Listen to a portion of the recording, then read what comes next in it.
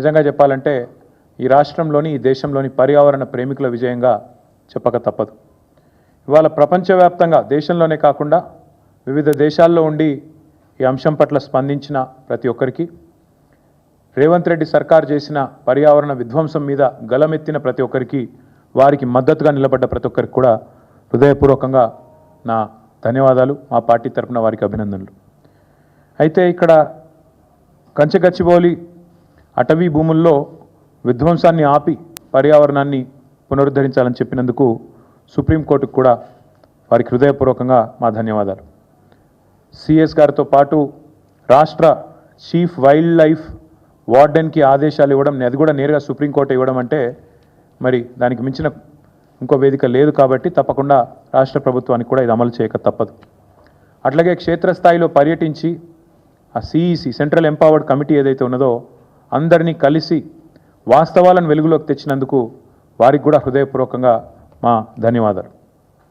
మరి ఇందులో నిన్న సెంట్రల్ ఎంపవర్డ్ కమిటీ రిపోర్టు మీరు ఎంతమంది చూశారో లేదో నాకు తెలియదు.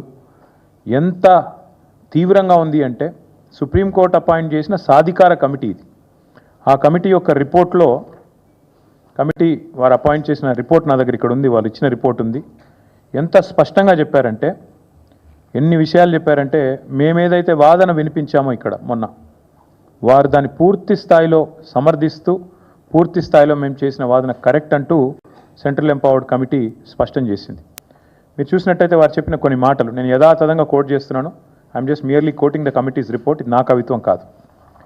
Prima facie the subject land seems to be under the ownership of university of Hyderabad అని చెప్పి ఓనర్షిప్ విషయంలో సూత్రప్రాయంగా మౌలికంగా ఈరోజు హైదరాబాద్ సెంట్రల్ యూనివర్సిటీ పొజిషన్లో ల్యాండ్ ఉంది కాబట్టి ఇది పరిగణలోకి తీసుకోవాలని ఒకటి చెప్పారు.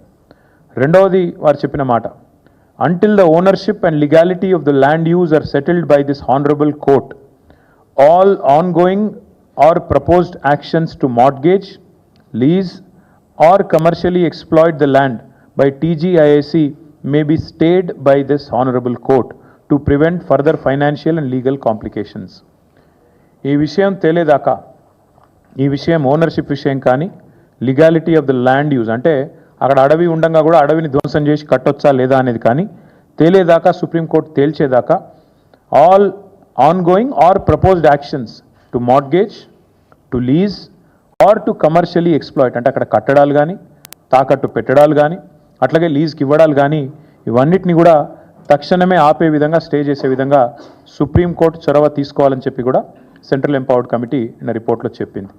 అట్లాగే వారు చెప్పిన ఇంకొక మాట, in view of the seriousness of violations and potential financial impropriety, an independent investigation by any specialized agency may be ordered.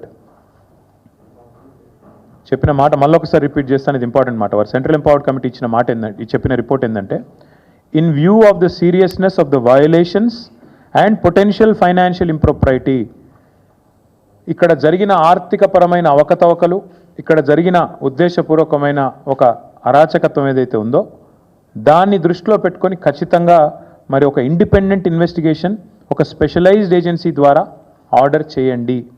ఇది నా మాట కాదు, సెంట్రల్ ఎంపవర్డ్ కమిటీ వారు ఇచ్చిన రిపోర్ట్.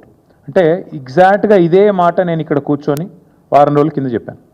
ఈ 10,000 కోట్ల కుంభకోణాన్ని బయటికి రావాలి అంటే, ఈ రాష్ట్ర ప్రభుత్వం చేసిన తప్పు బయటికి రావాలి అంటే RBI, serious fraud investigation office SFIO, CVC, CBI జోక్యం చేసుకోవాలి అని చెప్పి నేను ఇప్పటికే కోరినాను. వాళ్ళ మా వాదనను సమర్థిస్తూ, మా వాదన కరెక్టే అని చెప్తూ, ధృవీకరిస్తూ మరి ఇవాళ సెంట్రల్ ఎంపవర్డ్ కమిటీ ఇచ్చిన రిపోర్ట్ కూడా సుప్రీంకోర్టు చేతిలో ఉంది. కేంద్ర ప్రభుత్వం కూడా ఇప్పటికే పరిగణలోకి తీసుకుంటుందని మేము అనుకుంటా ఉన్నాం.